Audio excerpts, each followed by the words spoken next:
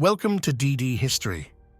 Last time, Jason and the Argonauts left the Harpies flapping in defeat and sailed onward toward Colchis.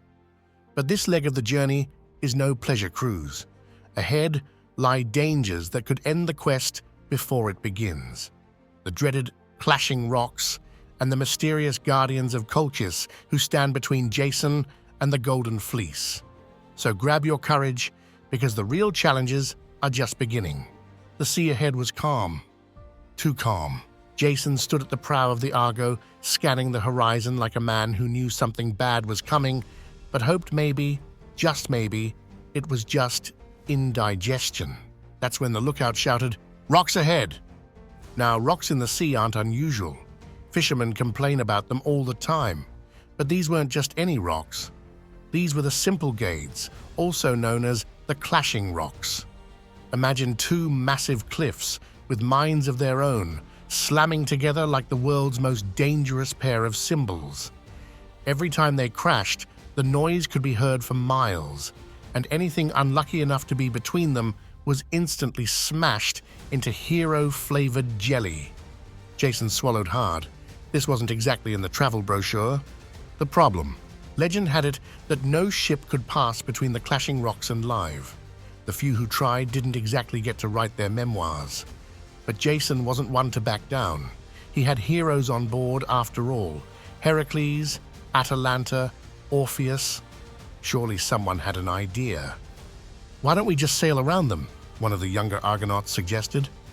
"Because they're in the middle of the only channel to Colchis," replied Argus, the shipbuilder, who looked like a man explaining to a toddler why you can't just walk to the moon. The crew fell silent, waiting for Jason's brilliant plan. Enter Phineas's advice. Back in the last port, the blind prophet Phineas had given them a tip. Before trying to sail through, send a dove ahead. If the dove made it through alive, row like your lives depend on it, because they did. If the dove didn't make it, well, start writing your wills. Jason pulled out a dove they had been keeping in a small wicker cage. It cooed nervously, clearly regretting every decision it had made up to this point. "All right, little friend," Jason said, "time to earn your bird seed." He released the dove, and it shot forward, wings flapping desperately. The rocks began to move, slowly at first, then faster, smashing together with a thunderous boom. The dove zipped through, losing only a few tail feathers to the collision. Jason grinned. "That's our cue! Row!" The race for survival. The Argonauts grabbed their oars and pulled like their lives depended on it. Because they did. Orpheus beat a rhythm on his lyre to keep them in sync, and Heracles rowed so hard it looked like he might just drag the entire Argo through by brute force. The waves churned, the sea foamed, and the sound of the rocks slamming together was deafening. The prow of the Argo reached the gap just as the cliffs began to swing shut again. "Faster!" Jason yelled.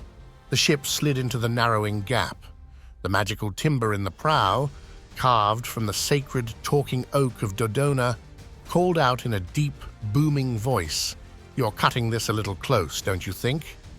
The crew didn't answer. They were too busy rowing for their lives. A near miss. With one final boom, the rocks slammed together just behind the Argo, clipping the stern and knocking off part of the steering oar. But they were through. The Argonauts erupted in cheers, and Orpheus started strumming a triumphant tune. Even the talking prow sounded impressed. "Well done. For mortals, you're not half bad." Jason wiped the sweat from his brow. "All right, men, and Atalanta, we've made it past the Clashing Rocks. Onward to Colchis." From that day on, the Clashing Rocks stayed still, frozen forever by the will of the gods. Jason's daring run had broken their curse, and other sailors could pass without fear. Of course, none of those other sailors were on a quest to steal a magical golden sheep blanket guarded by a suspicious king and a few mythical monsters. But that was a problem for later. And there we go. Jason and the Argonauts just sailed through the Clashing Rocks without becoming shipwreck salad. If that's not worth a quick celebration, I don't know what is.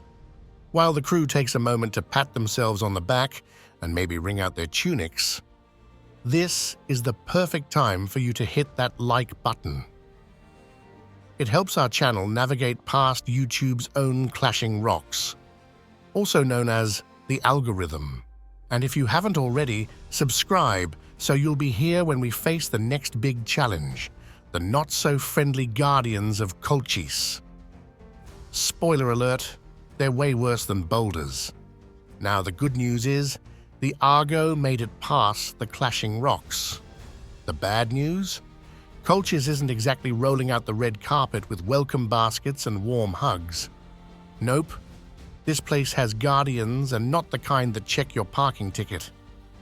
We're talking full-on magical nightmare fuel-level defenders that make the clashing rocks look like a kiddie obstacle course.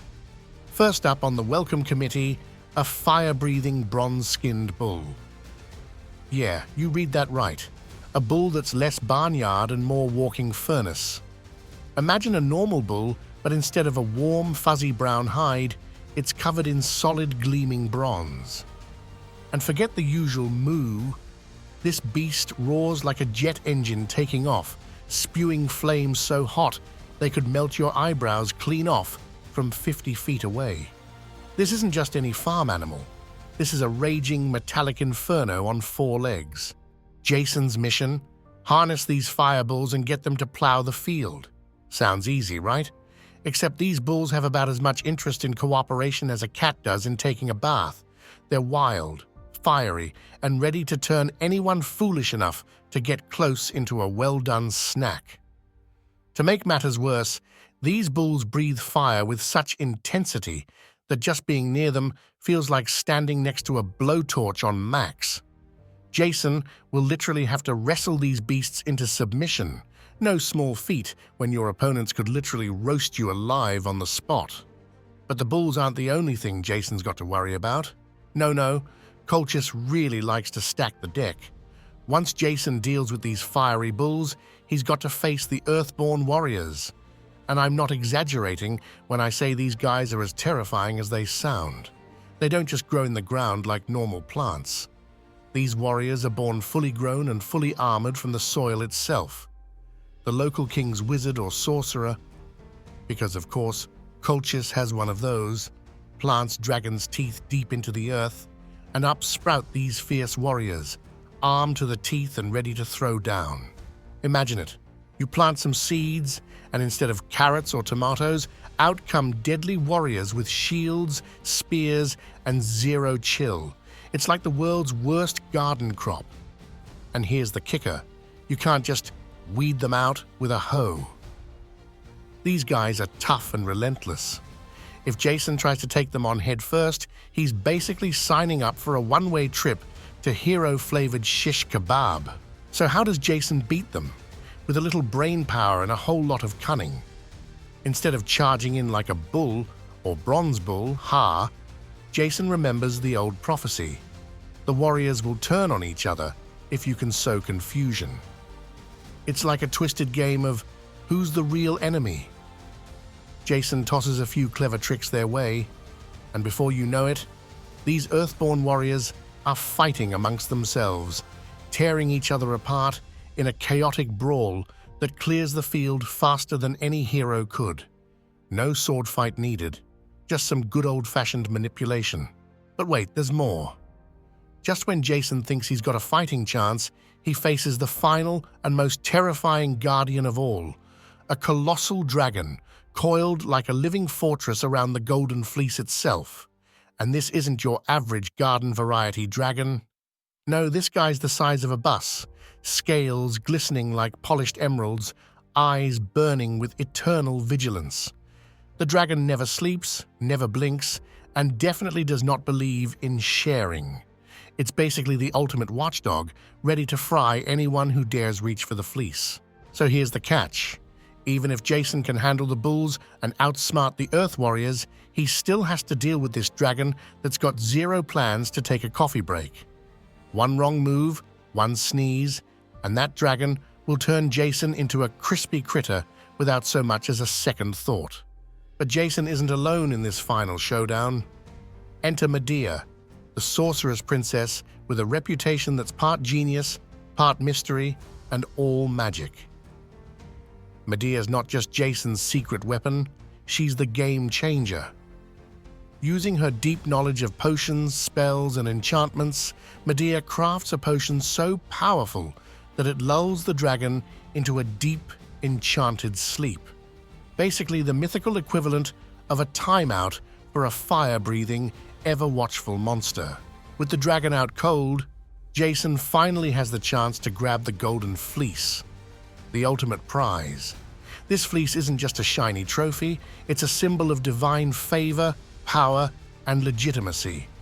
Whoever possesses it gains untold prestige and the right to claim kingship. For Jason, it's the key to proving himself, reclaiming his rightful throne, and making a name that echoes through legend. So yeah, the clashing rocks were bad, real bad.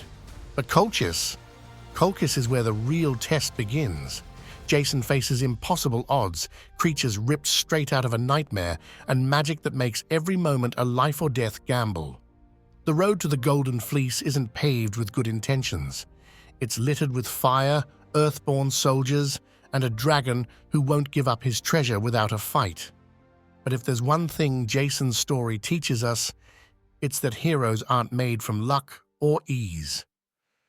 They're forged in the fires of challenge, in the face of impossible odds, with a little help from friends, brains, and a whole lot of guts. And that's exactly the kind of legend Jason's about to become. And there you have it. Jason and the Argonauts have survived the clashing rocks and faced the terrifying Guardians of Colchis. From fire-breathing bronze bulls to earthborn warriors, and finally the sleepless dragon, each challenge pushed them to their limits. But what really shines through is that no hero's journey is just about raw strength or bravado. It's about smarts, courage, teamwork, and sometimes a little magic. Jason's story reminds us all that the toughest obstacles often require more than just muscle. They demand cleverness, quick thinking, and knowing when to ask for help. Whether it's calming wild beasts, outwitting fearsome foes, or trusting the power of friendship and magic. The path to greatness is never easy, but it's always worth it. So next time you face your own Colchis, whether it's a big problem or just a tough day, remember Jason's journey. Be brave, be smart, and don't be afraid to lean on your allies, because that's how legends are made. If you enjoyed this adventure, hit that like button and subscribe so you don't miss the next episode. We've got even bigger challenges ahead, and you won't want to miss what happens when Jason finally tries to claim the Golden Fleece. Thanks for watching DD History. Until next time, keep your courage strong and your wits sharper.